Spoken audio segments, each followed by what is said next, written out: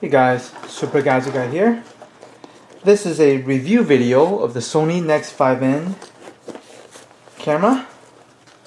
This camera will replace both my Canon DSLR and my Canon point and shoot, because once I put the 24mm prime lens on it, this will be a fantastic little walk around shooting camera. The only issue is the menu system, the control, the weight and balance, ergonomics of it, and the accessory port. So here's the camera. To give you a size comparison, this is the 2.5-inch hard drive for my laptop, the MacBook Pro. As you can see, the laptop, it's slightly taller than the camera, and the camera is a little bit wider. And with the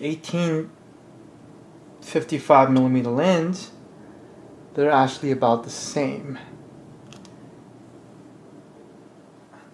So this is a very small camera, and that's a good thing about it, that I was carrying with me every day for the past week and does not feel overweight or burdened down or anything like that. So it's very, because the design of it is very front heavy, that the lens of this camera, it's fairly dense compared to the camera body. So when you're using it, there's a lot of tendency for the camera to tilt forward. And the natural thing to do is to find the grip on it, which when you try to take it, which you can't because the buttons are right here and the grip point is right here. So I have a really small hand, and it's hard to do this with one hand. So you do need a second hand to hold on to it. So good thing about the camera, it's very small. Bad thing is the ergonomics of it. It's almost really awkward shape to hold. So here's the flip screen that allows you to take from a low angle, or when you raise the camera up high, allow you to take pictures at a various angle without bending down. It's very nice. The issue with that is, for example, you're tilting it like this and you want to take a portrait photo. So yeah, it's very awkward to look at the screen at the same time try to take a picture, because it doesn't tilt in this direction. So when you raise it high up or whatever, it does not really work out. So only in landscape mode where this tilting works. Battery life takes a very long time to charge, 3-4 hours if you need to completely charge this thing.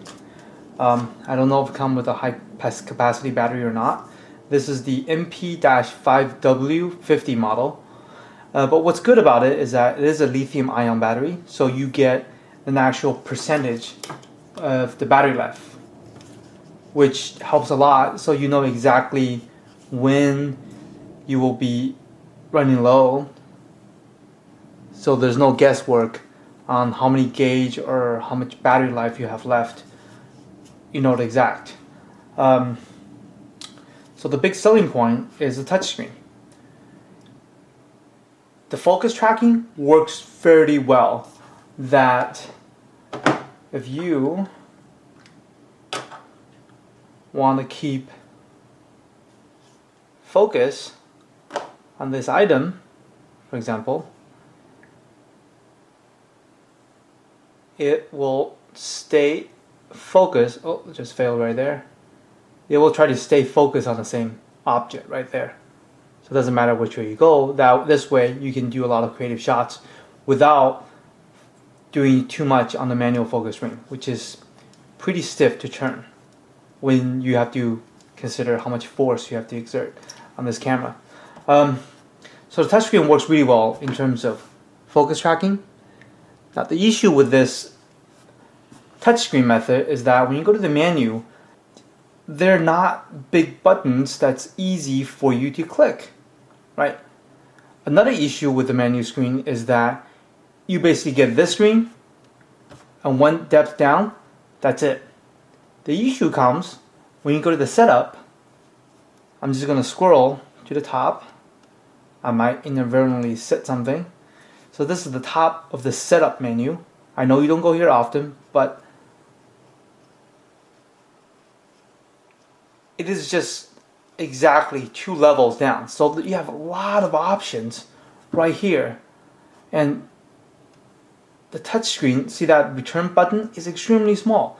So I understand that they want to incorporate the touchscreen, but at the same time, not all menu systems are designed to use with touchscreen only. I still need the dial. Now, speaking of the dial, way too many functions come into this dial. You see the display on top, and so what happens when you are using the dial? For example, I want it to be in the aperture priority mode, which is allow you to have some creative control about which item you want to focus. So if you want to adjust the aperture, if you accidentally hit something else, you basically go into exposure compensation. Because there's so many functions built into this dial, it's so easy to press on something that it's not intended to. The good thing about it is that because it is a generic dial, that when you're in aperture priority mode, it shows you symbols that scrolling downward is that you want to focus on a person, that you want to blur out the background, like in the portrait shot.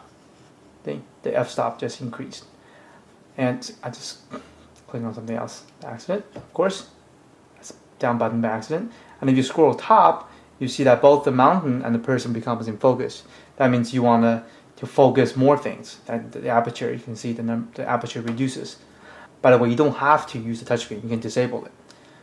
But I just wish that it will lock out some of the features that when you are scrolling, stop letting me pick something else. Clearly I was scrolling.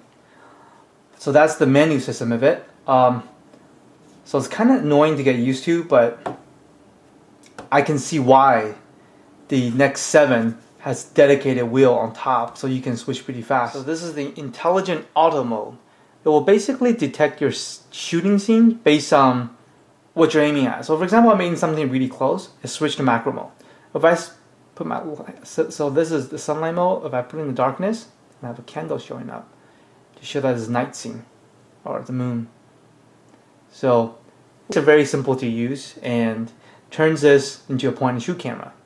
Now, the big question comes down to how is the image quality compared to my Canon XSI? The image quality is fantastic. Oh my god. Because I have Macs, so far none of the programs on Macs is able to process the raw file generated by the 5N. Not Lightroom, not Aperture, not Photoshop, nothing. So based on the JPEG image, if you zoom in Lightroom, have 1:1 ratio view, the image is extremely sharp and clear and crisp. When you look at my Canon, it looks a little pixelated. So the image quality on this thing, it is scary good. I mean, it's like, wow, that is the image quality that you want. It's like, I mean, I can't imagine myself using the bigger camera now, except for the flash needs. I mean, this is ridiculous, right? I mean, this looks like a micro HDMI port and it was a little tiny little thread screw. I'm afraid I might break it off the flash the first time I use it. It's just really flimsy. You know what? Some of the comment made about the NEX-7 might be right.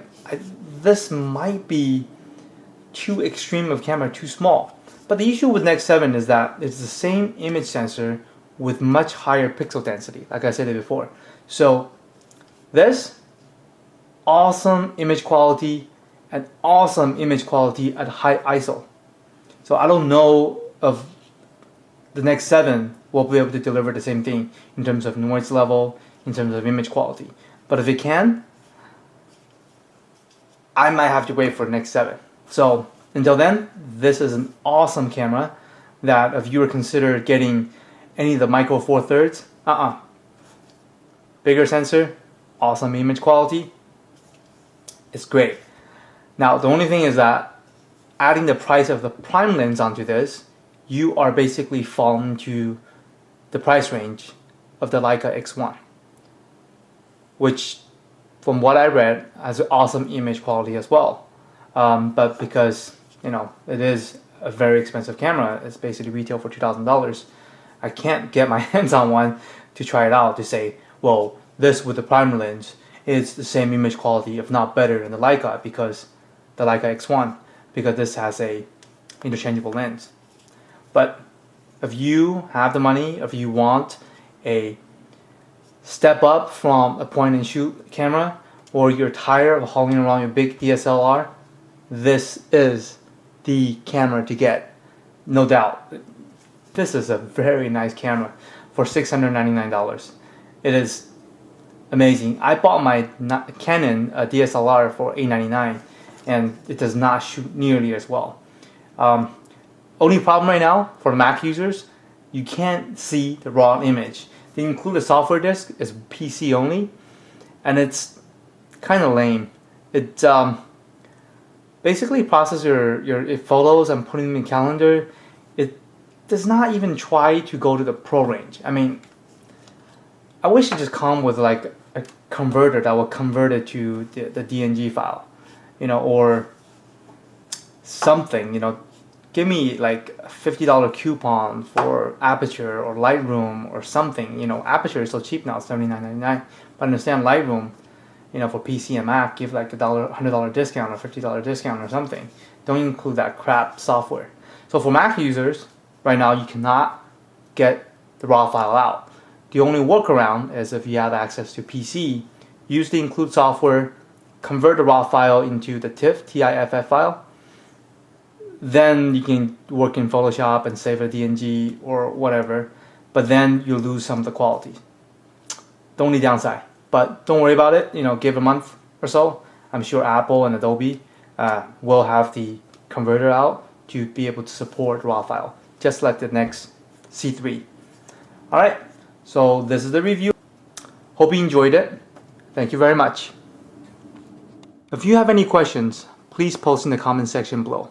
I will make sure to answer them as soon as I can.